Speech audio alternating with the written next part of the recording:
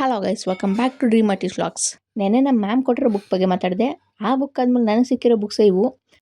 ಇದು ನಮ್ಮ ಅಣ್ಣನ ಸ್ಕೂಲ್ ಕೊಟ್ಟಿರೋ ಬುಕ್ಸು. ನಮ್ಮಣ್ಣ ನಾನು ಪ್ರಾಕ್ಟೀಸ್ ಮಾಡಲಿ ಅಂತ ತಂದು ಕೊಟ್ಟಿದ್ದ. ಈ ಬುಕ್ಕಲ್ಲಿ ಆ್ಯಕ್ಚುಲಿ ಬೇಸಿಕ್ಕಿಂದ ಇದೆ. ಅಂದರೆ ಲೈನ್ಸ್ ವೇವು, ಕರ್ವು, ಅಂದರೆ ಫ್ರೀ ಹ್ಯಾಂಡ್ ಎಕ್ಸಸೈಸ್ ಥರ. ನನಗವಾಗ ಇಷ್ಟೆಲ್ಲ ಗೊತ್ತಿರಲಿಲ್ಲ. ಜಸ್ಟ್ ಅಲ್ಲಿ ಇಮೇಜ್ ಏನಿದೆಯೋ ಅದನ್ನ ನೋಡಿಕೊಂಡು ಹ್ಯಾರೋ ಮಾರ್ಕ್ ಹೆಂಗೆ ಹೋಗಿದೆಯೋ ಅದನ್ನ ನೋಡ್ಕೊಂಡು ವರ್ಕು ಮಾಡ್ತಿರ್ಲಿಲ್ಲ. ಬದಲಿಗೆ ನಂಗೆ ಹೆಂಗೆ ಇಷ್ಟ, ನನಗೆ ಹೆಂಗೆ ಅನುಕೂಲ ಅಂತ ನೋಡ್ಕೊಂಡು ಹೋಗಿ ಮಾಡ್ತಿದ್ದೆ. That's why I am here.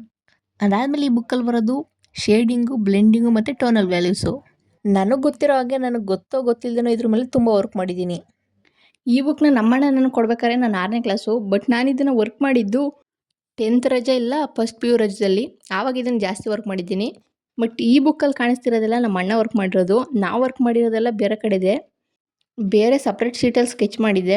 Normal ನಾವು ಸ್ಕೂಲ್ ಪ್ರಾಜೆಕ್ಟ್ ಯೂಸ್ ಮಾಡೋ A4 ಶೀಟ್ಸು, ಇಲ್ಲ ಅಂದರೆ ರೆಕಾರ್ಡ್ ಬರೆಯೋಕ್ಕೆ ಯೂಸ್ ಮಾಡೋ ರೆಕಾರ್ಡ್ ಬುಕ್ಕಲ್ಲಿ ಇರ್ತಿತ್ತಲ್ಲ ಆ ಶೀಟ್ಸು.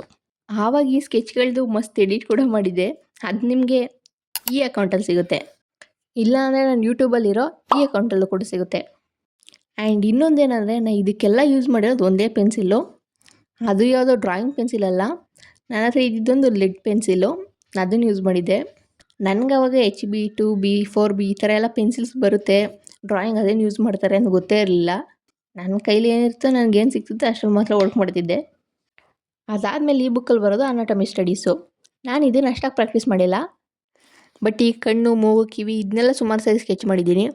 ನನಗೆ ಗೊತ್ತಿರೋ ಹಾಗೆ ನಾನು ಸುಮ್ಮನೆ ಕೂತಿದ್ದಾಗಲೆಲ್ಲ ಈ ಕಣ್ಣು ಡ್ರಾ ಮಾಡೋದು, ಕಿವಿ ಡ್ರಾ ಮಾಡೋದು ಇದನ್ನೆಲ್ಲ ಮಾಡಿದ್ದೀನಿ. ಬಟ್ ಇವಾಗ ಕಾಣಿಸ್ತಿದೆಯಲ್ಲ ಇದನ್ನೆಲ್ಲ ನಾನೇ ಡ್ರಾ ಮಾಡಿರೋದು. ಬಟ್ ಅವಾಗ ಸುಮಾರು ಟೆಕ್ನಿಕ್ ಯೂಸ್ ಮಾಡ್ತಿದ್ದೆ. ನನಗೆ ಬೇಕಾಗಿರೋ ರಿಸಲ್ಟ್ ಬರೋವರೆಗೂ ಬಿಡ್ತಿರಲಿಲ್ಲ. ಮತ್ತು ಇಲ್ಲಿ ನೋಡಿ ಕಣ್ಣು ಡ್ರಾಯಿಂಗ್ ಪ್ರಾಕ್ಟೀಸು. ಬಟ್ ಅವಾಗ ಕೈಗೆ ಯಾವ ಶೀಟ್ ಸಿಗುತ್ತೋ ಅದ್ರ ಮೇಲೆ ಪ್ರಾಕ್ಟೀಸ್ ಮಾಡ್ತಿದ್ದೆ. ಅದಕ್ಕೆ ಇಂಥದ್ದೇ ಶೀಟ್ ಬೇಕಂತ ಏನಿಲ್ಲ. ಅದಾದಮೇಲೆ ಇದು ಕೂಡ ನಾನೇ ಡ್ರಾ ಮಾಡೋದು. ಬಟ್ ಪರ್ಸ್ಪೆಕ್ಟಿವ್ ಡಮರ್ ಆಗೋಗೈತೆ. ಇದಾಗಿತ್ತು ಇವತ್ತಿನ ವೀಡಿಯೋ. ನೆಕ್ಸ್ಟ್ ವೀಡಿಯೋದಲ್ಲಿ ಬೇರೆ ಸ್ಕೆಚ್ ಬುಕ್ ಜೊತೆ ಹೊಸ ಎಕ್ಸ್ಪೀರಿಯನ್ಸ್ ಜೊತೆ ಸಿಗೋದಾ? ಅಲ್ಲಿವರೆಗೂ ಬಾಯ್.